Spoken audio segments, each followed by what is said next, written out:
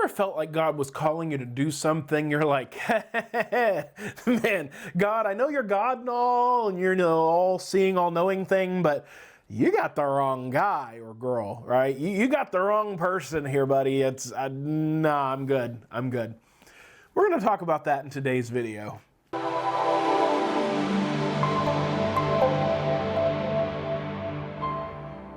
Hey guys, and welcome back to God's Word Made Simple by Simple Servant Ministries. My name is Aaron Hawk, and if this is your first time visiting with us, I just want to say welcome and thank you for joining us today. God's Word Made Simple is an online discipleship ministry dedicated to taking God's Word and making it simple. We want to help you understand God's Word, apply it to your life, and grow in your relationship with the Lord. Also, if you appreciate this ministry and content, at some point make sure and hit that subscribe button, turn that bell notification to all so you don't miss any future videos. We would love to have you as part of our family. All right, guys, so welcome back. Today we are in Genesis chapter 4, and we're going to finish verses 10 through 17. So if you didn't catch last week's video, make sure and catch last week's video here. It's important for this video in particular to catch last week's video. I mean, ideally go back to the beginning of Exodus, but at least go back to last week's video, because this is kind of a two sides to the same coin discussion between last week's video and this week's video. So what's going on? God has finished telling Moses in chapter 3 how he's going to deliver the people of Israel, and that he is going to. And then he turns his attention to Moses. He's like, all right, you're up. And Moses is, no, God, last week's video, no, God, I mean, the people aren't going to believe that you really sent me. God dealt with that. Now this week, you got the wrong guy. I'm not great at the whole public speaking, leading on behalf of God thing. And God says, yeah, I know, I still chose you, do it anyway. Yeah, sometimes God calls us to do things. In fact, I'd say most of the time God calls us to do things we're not comfortable with. So let's jump in chapter 4, verse 10, and we'll go through verse 17. Then Moses said to the Lord, so he got defeated on the previous argument, he's moving on. Then Moses said to the Lord, please, Lord, I have never been eloquent, neither recently nor in time past, nor since you have spoken to your servant, for I am slow of speech and slow of tongue. Now, whether this is real or not, we don't know. God doesn't argue with him. He doesn't go on to say, well, yeah, you do have a stuttering problem, and we don't know what he means by slow of speech and slow of tongue. We don't know what he means by that, but I'm just using that as an illustration. So God didn't entertain this argument. He didn't go, yeah, buddy, you're a little, you're a little annoying to listen to, but I got your back. That's not what God said. Instead, God responds, the Lord said to him, who has made man's mouth? It's like, hello, Moses? Who do you think created you? You're telling me about your speech problem?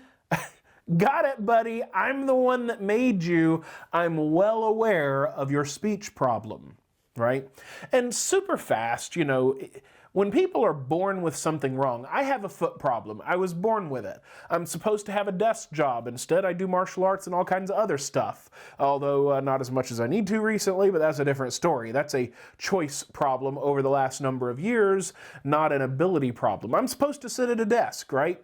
So some people are like, well, see, when God creates somebody and then they have a defect, God is persecuting them. No, God put us in a world tainted by sin. And because the world is tainted by sin, people make bad choices and do bad things to each other, and there are consequences to that. And because we are in a world where everything in the world was affected by sin. Go back to my Genesis series, especially chapter 3. I'll put the link up there for the whole Genesis series, but especially chapter 3. Go check that out. Because the punishment for sin was on all of creation. Which means our chromosomes don't always do what they're supposed to. The cells don't always divide the way that they're supposed to. That is a natural consequence of living in a world that is marred by sin. It is not God specifically zapping someone. Now, on the other hand, God is supremely sovereign. There's a balance there. I don't have time in this video to sort that one out for you. But the bottom line, yes, God's in control.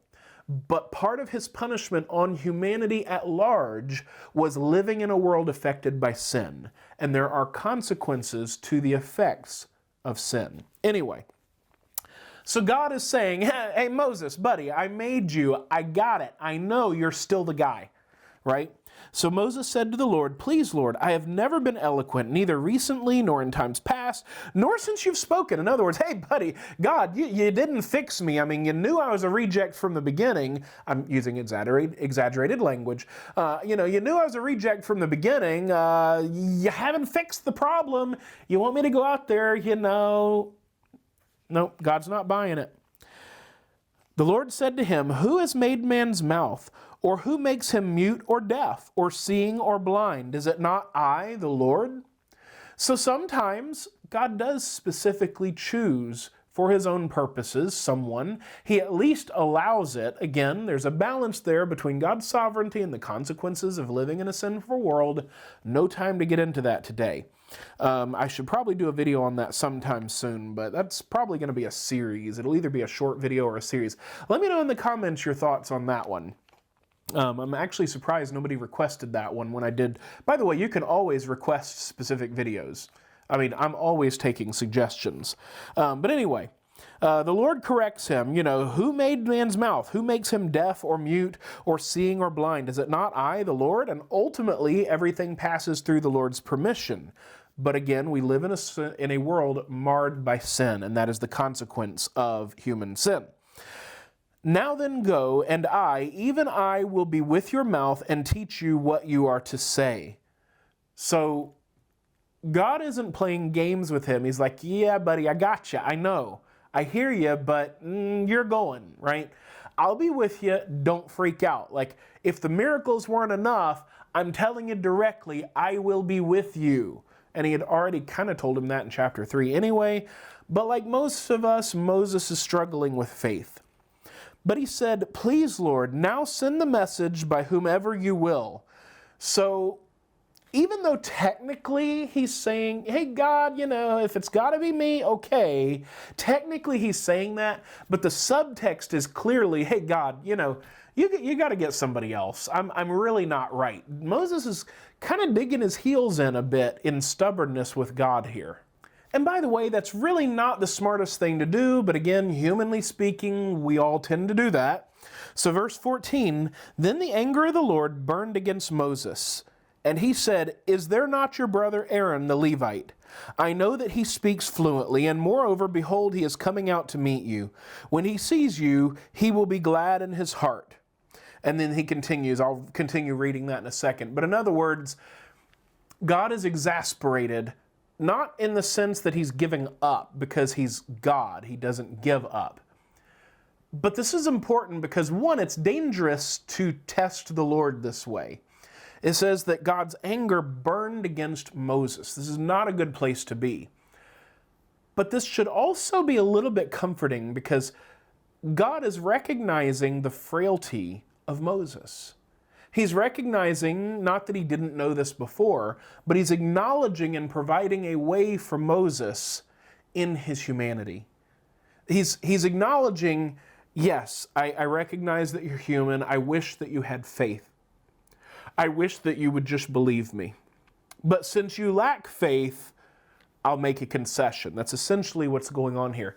And isn't that kind of what God does throughout all the scriptures? I mean, Jesus repeatedly said things like, oh, ye of little faith, if you memorized it in the King James anyway, right? That's constantly what's going on. God is constantly making provision for our frailty and working around our brokenness to meet us where we are anyway. It's a beautiful picture of the gospel. So anyway, he continues, so I'll continue reading. He will be glad in his heart, verse 15. You are to speak to him and put the words in his mouth, and I, even I, will be with your mouth and his mouth, and I will teach you what you are to do. So in other words, Moses, I'm not completely letting you off the hook here. I'm speaking to you. I'm not going to speak directly to Aaron. I'm going to speak to you. I will put my words in your mouth, and you tell Aaron, and then you can let Aaron be the one to tell the group. And I think we've all known people like this. Some people are really great, and by the way, I'm switching out of God talking directly to them. Just people in their communication in general. I think we've all known people that are brilliant, but they have a hard time forming their thoughts into words that other people can receive easily. And it's not uncommon, it's not entirely uncommon for these people to get married, by the way, but it's not uncommon for them to partner up with someone who maybe not unintelligent, but is not the source of the information, but they'll partner up with them and have them be the one to speak for them. I'm not trying to be political here, but I am recording in 2022, and yeah, the Biden administration, not all administrations do it, but the Biden administration in particular always uses, almost nearly universally, uses a spokesperson. And there's a reason that people use spokespeople. They don't feel, or they don't have, one of the two, the capacity to speak appropriately in public. So whatever the thoughts are that they're supposed to share are delivered to the person that is good at speaking in public, and that person then becomes the loudspeaker, or the, we just call it public speaking, or representative, or whatever, press secretary if you're talking about the administration. But they become the one that speaks for them. And that's what's going on here. God's not entirely letting Moses, he's working with his human frailty, but he's not entirely letting him off the hook. He's still speaking directly to Moses. Moses then has to say something to Aaron, and then Aaron will put it into words that are easier to understand, or just speak clearer. We don't know what Moses, whether he had a legit speech problem or whether he was just the nervous type. There is a difference, by the way. But whatever the case, he didn't feel qualified. God worked with his frailty. Aaron apparently does not have that problem. My namesake there. I always tell people, if you have trouble remembering my name, just remember Moses' brother, big mouth, right? I have no problem talking, as you may know. All right, so let's jump back into verse 16. Moreover, he shall speak for you to the people, and he will be as a mouth for you. I think about it like a bullhorn. Moses is the one speaking, right? You know the bullhorns? Yeah, you should know what that is. If not, Google it. Moses is the one speaking into the mic. The mic is the ears of Aaron and Aaron's mouth, right? That's kind of how this works. So Aaron's not the one coming up with the message. Aaron's not the one being spoken to directly by God. Aaron is the one that is kind of just translating what Moses is saying in a way that people can understand. Whether that means that Moses stuttered, paused, couldn't put cohesive sentences together, we don't know. But clearly Aaron could understand him and then could put it into appropriate speech. I think I'm beating that to death, but you got the idea. And then verse 17, finally, you shall take into your hand the staff with you, the staff with which you shall perform the signs. So, again, I asked the question previously last week, did Moses use a pot or a jar or something to draw the water out of the Nile? It's interesting here in verse 17, God doesn't mention anything other than Moses himself, meaning his mouth, and the staff. So I don't know if Moses just took his hand and dumped the water, whether it was a pot or a jar of some sort. I don't know. So again, let me know your thoughts on that. But I just wanted to point out that the only things God mentions here are Moses himself and the staff to perform the signs and wonders. So I find that interesting, but we can't know those are just the only two things that are mentioned. All right, guys, that's it for today. As always, if you appreciate this ministry and content, make sure you hit that like button, hit the subscribe, turn that bell notification to all if you've not already done that. I'd love for everybody that watches to be subscribed so that you don't miss out on future videos. We'd love to have you as part of our family as well. If you want to know how to support your favorite YouTube channels, check out my video here. Hopefully ours is one of them, but if not, that video still has some good tips and tricks. And that's it for today, guys. Thank you very much, and God bless.